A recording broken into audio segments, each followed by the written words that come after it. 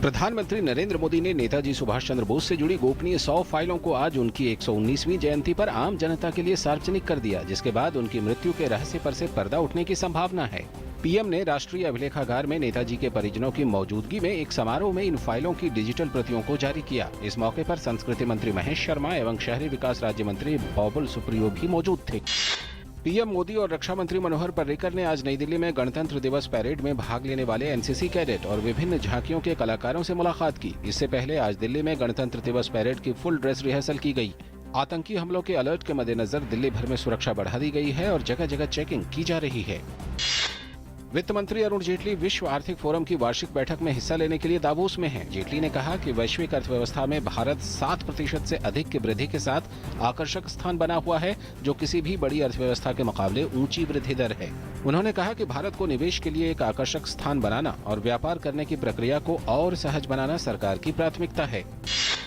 कल से शुरू हो रही फ्रांस के राष्ट्रपति फ्रांसवा ओलांद की 3 दिवसीय भारत यात्रा के दौरान दोनों देशों के बीच रक्षा, सौर ऊर्जा और स्मार्ट सिटी को लेकर कई बड़े समझौते होने की उम्मीद है। ओलांद इस बार 26 जनवरी को गणतंत्र दिवस परेड के मुख्य अतिथि हैं। ओलांद की यात्रा कल चंडीगढ़ से शुरू हो रही है। पीएम नरेंद्र मोदी ओलांद का स्वागत करने के लिए चंडीगढ़ जा रहे हैं। मीडिया में चल रही एसपी सलविंदर सिंह को क्लीन चिट देने की खबरों पर एनआईए ने कहा है कि वो सबूत इकट्ठा कर रही है और अभी तक किसी निष्कर्ष पर नहीं पहुंची है।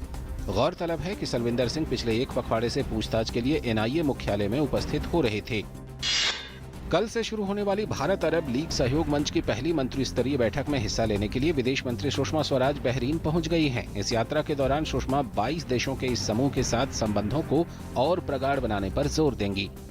2 दिनों के प्रवास के दौरान सुषमा स्वराज बहरीन के अपने समकक्ष खालिद बिन अहमद अल खलीफा समेत अरब लीग के कई देश के विदेश मंत्रियों के साथ द्विपक्षीय मुलाकात करेंगी।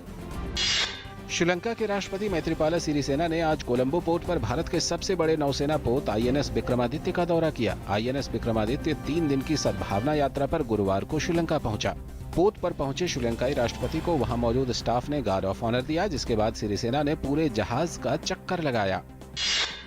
जेडीयू ने पार्टी विधायक सरफराज आलम को निलंबित कर दिया है। उनके खिलाफ राजधानी एक्सप्रेस में एक दंपति के साथ कथित तौर पर बदसलूकी करने का मामला दर्ज किया गया था। गौरतलब है कि बिहार के मुख्यमंत्री नीतीश कुमार ने कहा था कि इस मामले में कुछ तो गड़बड़ है और इनके खिलाफ पुलिस और पार्टी दोनों स्तर पर कार्रवाई किया जाएगा।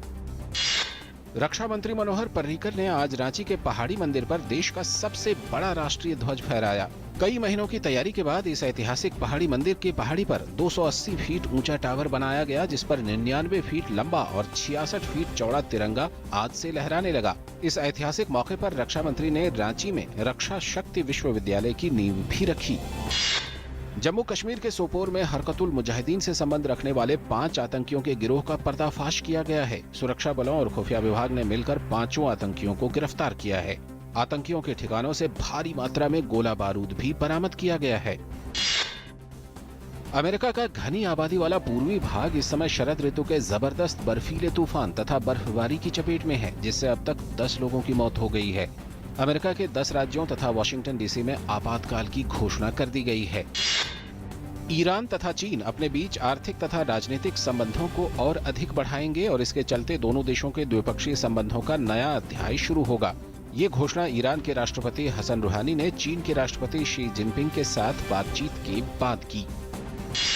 कनाडा के एक स्कूल में गोलीबारी से 5 लोगों की मौत हो गई और कई घायल हो गए। हमलावर ने हमले की शुरुआत अपने घर से की और उसने अपने 2 भाइयों को घायल करने के बाद हाई स्कूल में जाकर गोलीबारी शुरू कर दी।